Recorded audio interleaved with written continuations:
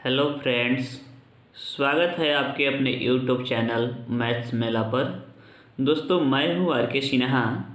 आज हम लोग बिहार बोर्ड द्वारा प्रकाशित गणित के मॉडल सेट का दीर्घ उत्तरीय प्रश्नों का हल करना सीखेंगे। दोस्तों, प्रश्न संख्या 32 से अभी हल करना हम लोग सीखेंगे। प्रश्न संख्या 31 का हल हम नेक्स्ट वीडियो में करेंगे दोस्तों, क्योंकि अभी मेरे पास ग्राफ की कॉपी उपलब्ध नहीं है। आइए दोस्तों, प्रश्न संख्या 32 का हल देखते हैं। प्रश्न संख्या 32 कह रहा है, सिद्ध करें कि दो समरूप त्रिभुजों के क्षेत्रफलों का अनुपात उनकी संगत भुजाओं के वर्गों के अनुपात के बराबर होता है। यानी यह प्रश्न कह रहा है कि यदि दो त्रिभुज समरूप हो तो बताइए कि उनके क्षेत्रफलों का अनुपात उनके संगत भुजाओं के वर्गों के अनुपात के बराबर होगा। आइए दो गो त्रिभुज हम मान लेते हैं कि पहला त्रिभुज ABC है और दूसरा का त्रिभुज PQR है। तो हमको सिद्ध करना है कि इनके क्षेत्रफलों का अनुपात इनके संगत भुजाओं के वर्गों के अनुपात के बराबर होगा। तो दिया गया है कि त्रिभुज ABC और PQR दोनों समरूप है। तो जब दो त्रिभुज समरूप होता है तो इससे दो बातें निकलती है। पहला कि इनके संगत भुजाओं का अनुपात आपस में बराबर होता है और इनके संगत कोण आपस में बराबर होते हैं। तो यहाँ ABC और PQR समरूप है, तो इनके संगत भुजा AB बटा PQ बराबर होगा BC बटा QR के बराबर होगा AC बटा PR के, जैसा कि यहाँ लिख दिए हैं और इसके क्वेश्चन नंबर फर्स्ट मान लिए हैं। और ये दोनों त्रिभुज समरूप है, इसीलिए इसके संगत कोण बराबर होंगे। तो एंगल A बराबर होगा एंगल P के, एंगल B बराबर होगा एंगल Q के, एंगल C बराबर होगा एंगल R के, यहाँ लिख दिए हैं। तो हमको सिद्ध क्या करना है कि एरिया ट्रायंगल ABC बटा एरिया ट्रायंगल PQR बराबर होगा AB बटा PQ के स्क्वायर के, यानी वर्ग के, BC बटा QR के वर्ग के, AC बटा PR के वर्ग के, यानी इसके क्षेत्रफल का अनुपात इनके संगत भुजाओं के वर्गों के अनुपात के बराबर होगा। यह हमको प्रूव करना है। इसको हिंदी में पढ़ेंगे त्रिभुज ABC का क्षेत्रफल बटा त्रिभुज PQR का क्षेत्रफल। तो दोस्तों, हम जानते हैं क्षेत्रफल निकालने में, त्रिभुज का क्षेत्रफल निकालने में हमको शीर्ष लंब की आवश्यकता पड़ती है। तो इसमें तो शीर्ष लंब है नहीं, तो हम रचना कर लेते हैं। तो इसमें हम रचना करेंगे कि AM लंब BC तथा PN लंब QR खींचा। ये दोस्तों, इसमें ABC में BC पर हम AM लंब खींचे हैं। तो ये लंब हुआ, लंब का मतलब होता है आधार पर 90 डिग्री का कोण बना देना। तो इसका नाम हम M रखे हैं। और उसके बाद PN लंब QR खींचे हैं, इस पर PN लंब खींचे हैं, इसका नाम हम रखेंगे N। तब हम रचना कर दिए, अब प्रमाण देंगे। लिखेंगे प्रमाण में त्रिभुज ABM और त्रिभुज PQN में पहले हम काम करेंगे। त्रिभुज ABM तथा त्रिभुज PQN में तो देखेंगे जितना हमारा एंगल B है उतना एंगल Q है, क्योंकि यहाँ B Q के बराबर है। जितना हमारा एंगल B होगा उतना ही हमारा एंगल Q होगा। यह दिया गया है, क्योंकि ABC और PQR दोनों त्रिभुज समरूप है तो इसके संगत कोण बराबर होंगे। तो B और Q संगत है, इसलिए B बराबर हो जाएगा Q। उसके बाद इसको हम 1 नंबर एंगल मान लेते हैं और इसको 2 मान लेते हैं। एंगल 1 यानी ABM में एंगल 1 बराबर होगा PQN में एंगल 2 के, यह होगा 90 डिग्री। अब देखिए, इस दोनों त्रिभुज में दो गो कोण आपस में बराबर हो गया। तो हम कहेंगे इसीलिए AA समरूपता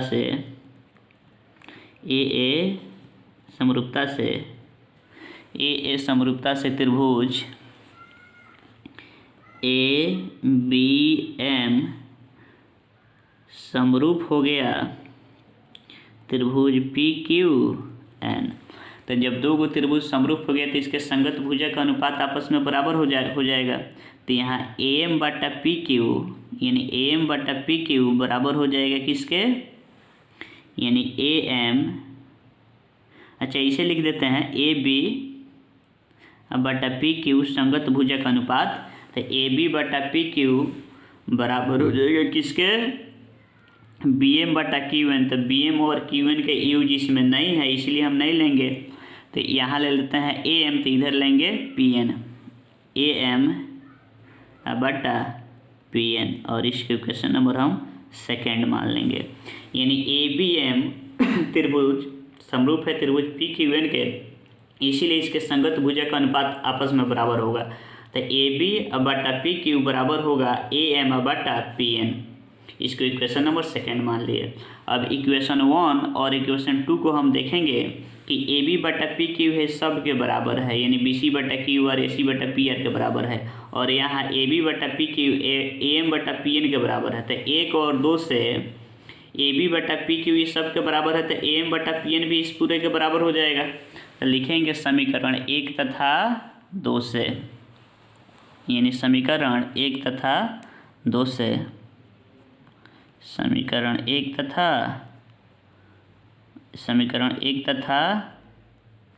2 से, समीकरण 1 तथा 2 से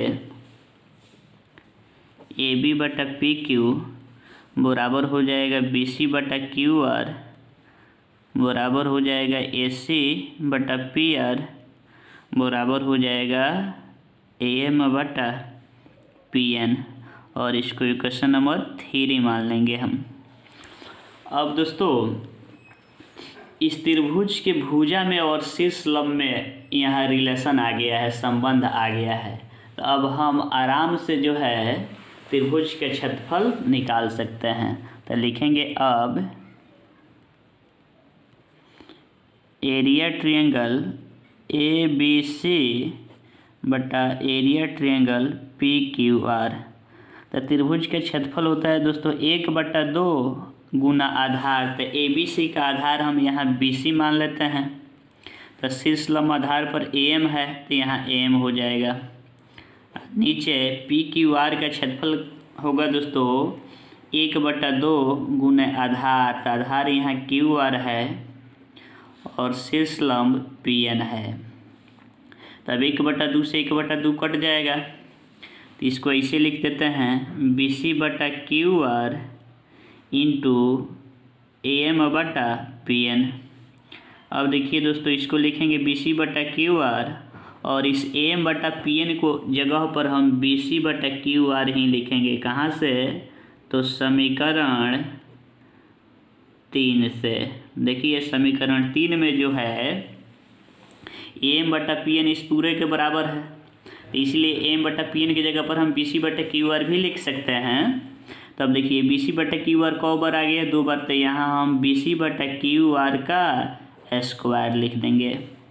और BC बटा QR देखिए इस पूरे के बराबर है, तो BC बटा QR की जगह पर हम AM बटा PQ भी लिख सकते हैं। AB बटा PQ भी लिख सकते हैं स्क्वायर, और फिर AB बटा PQ BC बटा QR, तो यहाँ है यह बराबर है AC बटा PR, तो यहाँ हम AC बटा PR भी लिख सकते हैं। यही सब हमको प्रूफ करना था और यह प्रूफ हो गया। आ गया कि 2 त्रिभुज अगर समरूप हो तो उसके क्षेत्रफलों का अनुपात उनके संगत भुजाओं के अनुपात के वर्गों के बराबर होता है। यह आपके एग्जाम में 5 मार्क्स में पूछा जाएगा, थ्योरम है, इसको अच्छा से आप लोग देख लीजिएगा। अब बढ़ते हैं नेक्स्ट क्वेश्चन की तरफ। प्रश्न संख्या 33 का रहा है, सिद्ध करें कि sine theta plus cos theta बटा sine theta minus cos theta plus sine theta minus cos theta बटा sine theta plus cos theta बराबर होगा 2/1 माइनस 2 कॉस स्क्वायर थीटा। तो दोस्तों इसमें हम LHS को ले लेंगे और RHS के बराबर कर देंगे। देखिए दोस्तों यहाँ LHS लिखे हुए हैं। अब हम करेंगे क्या, नीचे के LCM लेंगे। तो LCM हो जाएगा sign theta minus cos theta into sine theta plus cos theta, यह हो गया LCM। अब इससे इसमें भाग करेंगे तो यह कट जाएगा, यह बचेगा। तो इससे इसमें गुना होगा तो 2 बार आएगा तो होल स्क्वायर हो जाएगा। तो यह हो जाएगा sign theta plus cos theta का होल स्क्वायर। फिर अब इससे इसमें भाग करेंगे तो प्लस वाला कैंसिल होगा, माइनस वाला रहेगा।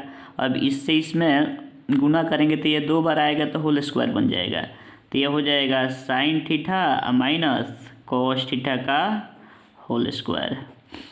दोस्तों अब यहाँ से ये बनाने का 2 तरीका है। अगर आप लोग फार्मूला पढ़े होइएगा कि a प्लस बी के होल स्क्वायर में से a माइनस बी के होल स्क्वायर को घटाया जाता है तो आता है 2 इंटू ए स्क्वायर प्लस बी स्क्वायर, तो उससे तो बड़ा आसानी से बन जाएगा। लेकिन हो सकता है कि आप लोगों को कहीं नहीं समझ में आवे, इसलिए हम इसको अलग अलग तोड़ के बना देते हैं। ये तो इसको लिखेंगे इसे a प्लस बी के होल स्क्वायर तोड़ेंगे तो A square plus B square plus 2ab। फिर इसको तोड़ेंगे दोस्तों A square plus B square minus 2ab। A plus B के होल स्क्वायर और ए माइनस बी के होल स्क्वायर को हम तोड़ दिए हैं। नीचे फार्मूला है A minus B into A plus B, तो इसको लिखेंगे हम A square minus B square ऐसे। अब देखिए 2 sine theta into cos theta, जितना प्लस में उतना यहाँ पे माइनस में है, कट जाएगा। अब देखिए दोस्तों ये sign square theta plus cos square theta मिलके 1, फिर यहाँ sign square theta plus cos square theta मिलके 1, तो ये हो जाएगा इसे sign square theta minus cos square theta. अब दोस्तों ऊपर देखिए 1 1 मिल के हो जाएगा 2।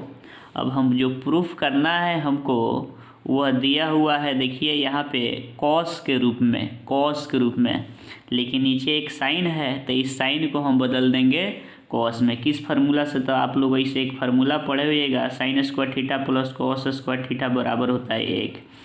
तो यहाँ से जब हम साइन स्क्वायर थीटा का वैल्यू निकालेंगे तो प्लस में इधर कॉस है तो उधर माइनस में हो जाएगा 1 माइनस कॉस स्क्वायर थीटा, यानी साइन स्क्वायर थीटा की जगह पर हम 1 माइनस कॉस स्क्वायर थीटा लिख सकते हैं। इसीलिए यह साइन स्क्वायर थीटा की जगह पर हम लिख देंगे 1 माइनस कॉस स्क्वायर थीटा, और यह है माइनस कॉस स्क्वायर थीटा।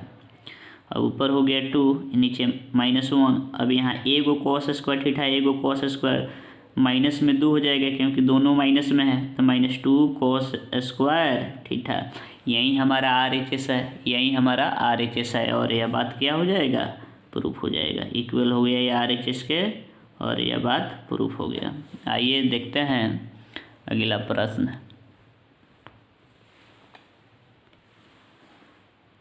प्रश्न संख्या 34 कह रहा है कि 24 सेंटीमीटर व्यास वाले एक लंबवृत्तीय बेलनाकार बर्तन में कुछ पानी है। यानी एक बेलन दिया गया है जिसका व्यास दिया गया है दोस्तों 24 सेंटीमीटर, व्यास है 24 सेंटीमीटर, इसलिए इसका त्रिज्या हो जाएगा 12 सेंटीमीटर। यानी यह एक बेलन है जिसका व्यास है 24 सेंटीमीटर, इसलिए इसका त्रिज्या कितना सेंटीमीटर हो जाएगा? 12 सेंटीमीटर त्रिज्या हो जाएगा। उसके बाद पढ़ते हैं प्रश्न को। कह रहा है इसमें 60 शंक्वाकार ठोस लोहे के कुछ टुकड़े इस प्रकार डाले गए हैं कि यह पानी में पूरी तरह डूब गए, जबकि प्रत्येक के आधार की त्रिज्या 3 सेंटीमीटर तथा ऊंचाई 0.04 मीटर है। अब शंकु है कुछ जो लोहा का बना हुआ है, और इस लोहे के शंकु को इस बेलन में डाला जा रहा है। तो इस शंकु का त्रिज्या 3 सेंटीमीटर है, शंकु का त्रिज्या 3 सेंटीमीटर है और ऊंचाई 0.04 मीटर है। तो इस 0.04 मीटर को जब हम सेंटीमीटर में बदलेंगे तो 100 से गुना कर देंगे, तो 100 से जब गुना करेंगे तो यह हो जाएगा 4 सेंटीमीटर। यानी इसका ऊंचाई हो जाएगा, शंकु का ऊंचाई हो जाएगा 4 सेंटीमीटर।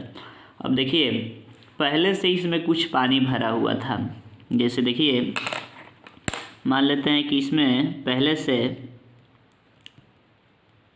इतना पानी भरा हुआ था, इतना पहले से पानी भरा हुआ था। इसके बाद इसमें कुछ शंकु का टुकड़ा लोहा का डाला गया है। तो टुकड़ा लोहा का है तो नीचे आ गया होगा, इस तरह शंकु का टुकड़ा डाला गया है, शंकु का टुकड़ा डाला गया है। तो शंकु का टुकड़ा जैसे डाला गया होगा, पहले मान लेते हैं कि पानी इतना भरा हुआ था, इतना मान लेते हैं कि यहाँ तक पहले पानी भरा हुआ था। अब जब टुकड़ा हम डाले होंगे तब पानी तो ऊपर आ गया होगा, इस तरह पानी ऊपर आ गया होगा। इस तरह मान लेते हैं कि यहाँ तक पानी आ गया है।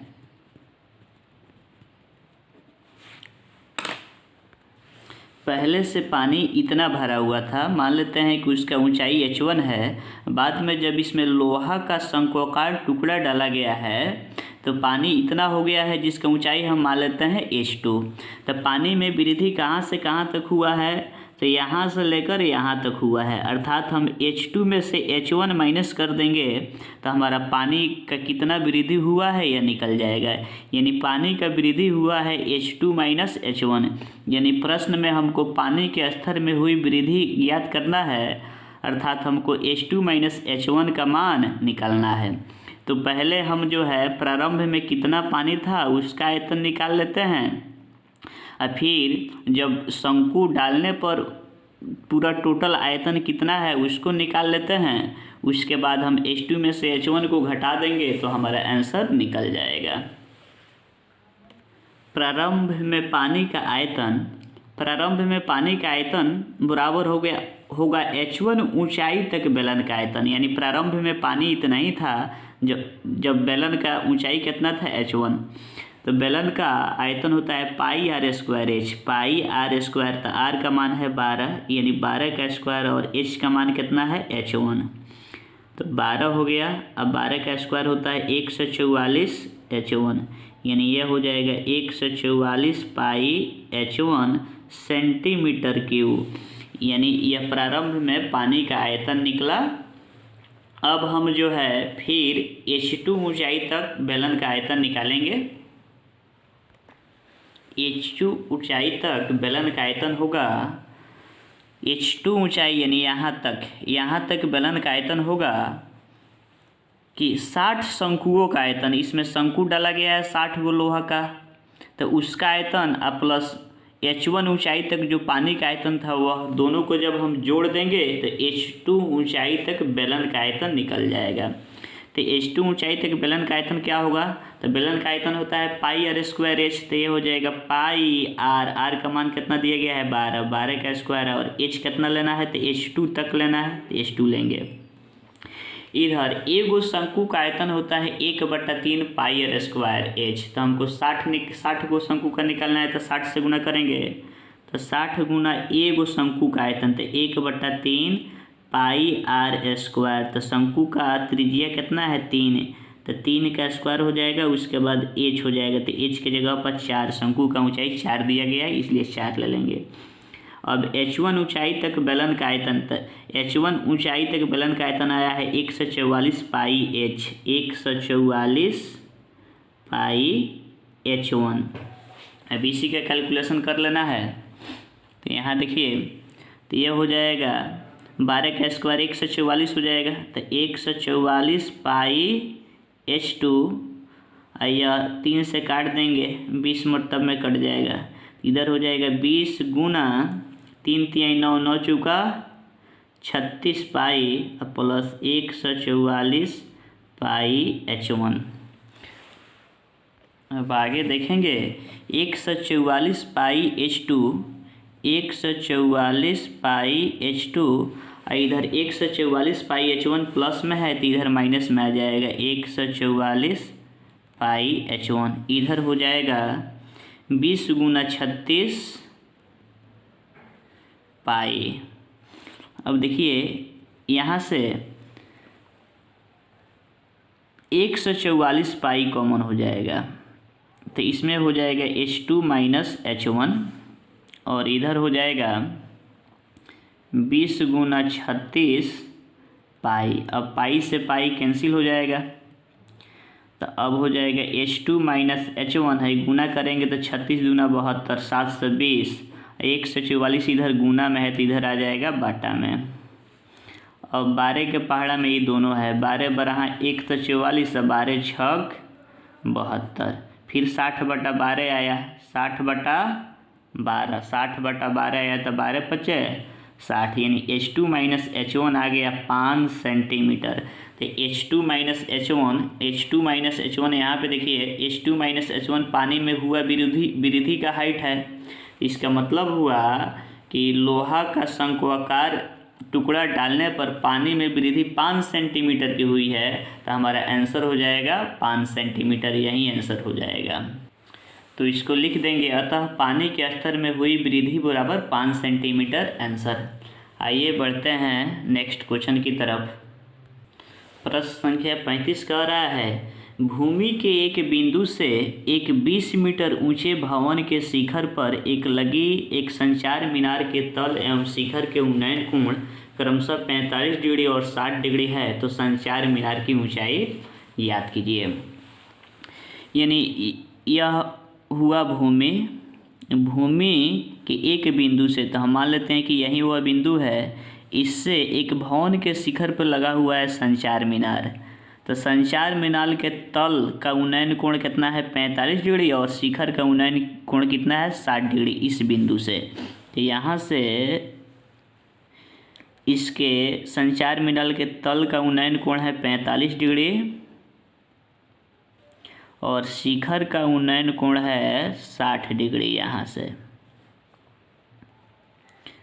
और प्रश्न में भवन की ऊंचाई दिया गया है 20 मीटर, तो हमको संचार मीनार की ऊंचाई निकालना है। तो संचार मीनार की ऊंचाई को हम मान लेते हैं h मीटर। इस संचार मीनार की ऊंचाई को हम कितना मीटर मान लिए h मीटर। तो देखिए, तो यहाँ से यहाँ तक का पूरा हाइट हो जाएगा 20 प्लस h मीटर। यहाँ से यहाँ तक का पूरा हाइट हो जाएगा 20 प्लस h मीटर। अब देखिए, तो यहाँ लिखेंगे माना कि संचार मीनार की ऊंचाई h मीटर है। माना कि संचार मीनार की ऊंचाई h मीटर है,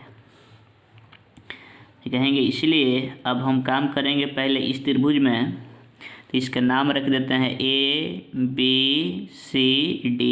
पहले हम BCD त्रिभुज में काम कर लेते हैं, तो कहते हैं त्रिभुज BCD में यह जो आप एंगल C देख रहे हो यह हुआ 90 डिग्री। जब यह कोण 90 डिग्री हो गया तो यहाँ त्रिकोणमितीय अनुपात लागू होगा।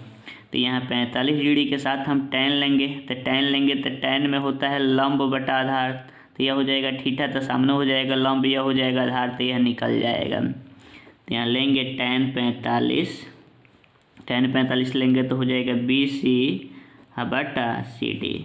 अब tan 45 का मान होता है 1, BC दिया हुआ है 20, CD मालूम नहीं है। अब 1 के बटा में कुछ नहीं है तो 1 है, अब क्रॉस गुना करेंगे तो हो जाएगा CD बराबर 20। इसको क्वेश्चन नंबर 1 मान लेंगे। अब देखिए, अब हम चलेंगे, कहेंगे फिर त्रिभुज ACD में, ACD में एंगल C कितना है 90 डिग्री है। एंगल ACD में एंगल कितना डिग्री है 90 डिग्री है। तो यहाँ भी त्रिकोणमितीय अनुपात लागू होगा। तब यहाँ ACD में न्यून कोण है 60 डिग्री, तो यहाँ हम tan 60 लेंगे, तो tan 60 बराबर हो जाएगा AC बटा CD। तो tan 60 का वैल्यू होता है √3। AC कितना है AC है 20 प्लस H, तो यहाँ लिखेंगे 20 प्लस H बटा CD। अब क्रॉस गुना करेंगे, यह हो जाएगा 20 प्लस H √3 CD। अब यह हो जाएगा 20 प्लस H √3 या CD का मान यहाँ आया हुआ है 20। ये कहाँ से लिखे हैं, तो समीकरण 1 से। अब यह हो जाएगा H, आई गुना करेंगे तो 20 √3, इधर 20 प्लस में है तो इधर हो जाएगा माइनस में। अब यहाँ से 20 कॉमन करेंगे तो हो जाएगा √3, यहाँ कुछ ना बचेगा तो 1। इतना मीटर हमारा जो है H का मान आया, यानी संचार मीनार की ऊंचाई हो गया 20 × √3 - 1 मीटर। ठीक है दोस्तों, वीडियो लंबा हो जाएगा, इसलिए फिर हम लोग मिलेंगे नेक्स्ट वीडियो में।